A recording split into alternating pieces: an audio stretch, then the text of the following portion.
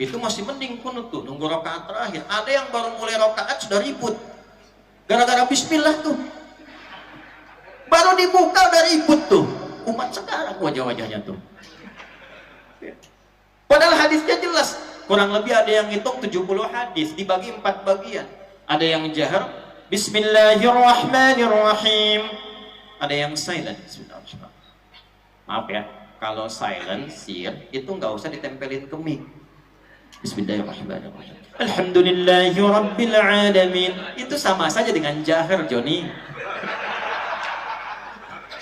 Sir itu Anda yang dengar, kalau diperdengarkan ke orang jahar namanya.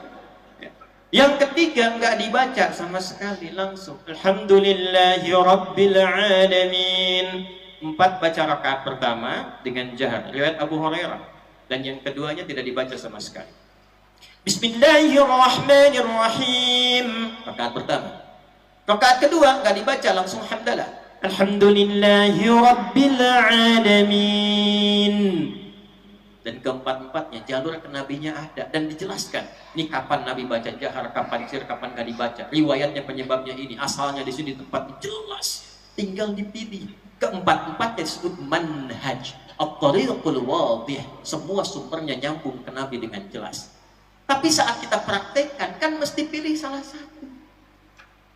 Gak mungkin 4-4-nya dibaca. Imam besar Masjid Al-Mukhlisin mengimami sholat subuh dengan 4 versi utama, 70 hadis, sehingga masjidnya disebut sunnah banget. Bismillahirrahmanirrahim. Bismillahirrahmanirrahim. Tidak dibaca sama sekali. Mesti pilih salah satu. Ketika dipilih salah satu, disingkat ma dhahaba ilaihi al-Malik.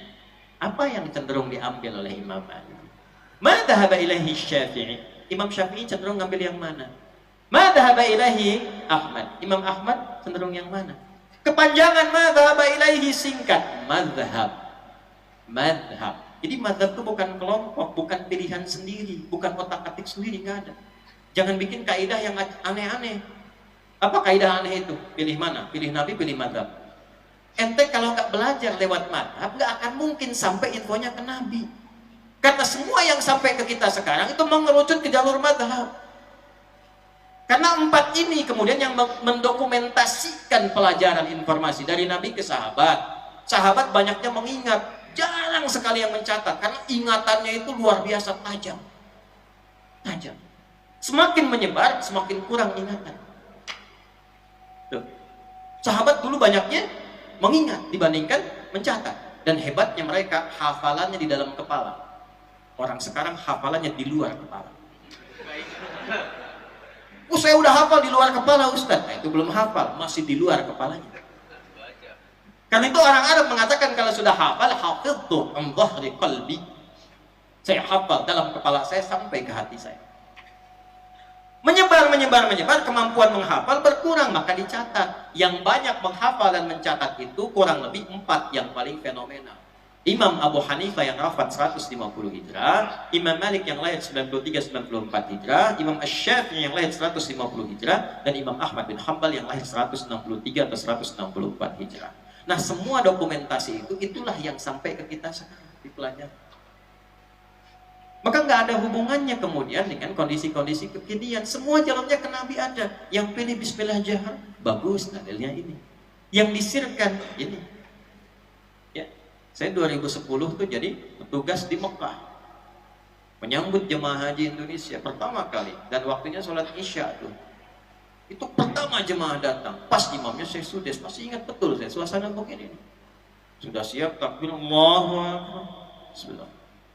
Alhamdulillahirabbil alamin.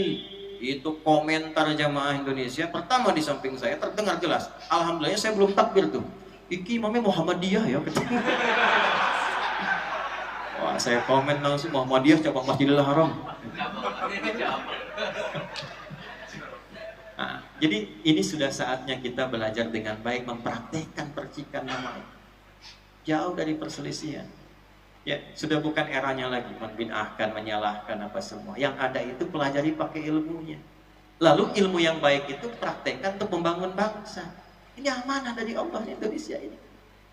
Harus dijaga. Ulama kita banyak jagain tuh dari dulu tuh, karena ini anugerah, undang-undang kita mengakui. Coba lihat di pembukaan undang-undang itu, atas berkat rahmat Allah yang maha kuasa dan dengan didorongkan oleh keinginan. Jadi ini anugerah dari Allah.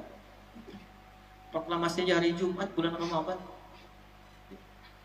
Jumat bulan Ramadan anugerah Allah. Jaga, jangan sampai terpecah belah.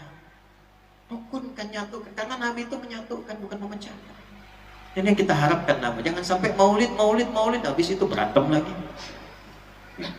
Bawa nama ini, praktekkan dalam akhlak, pancarkan dalam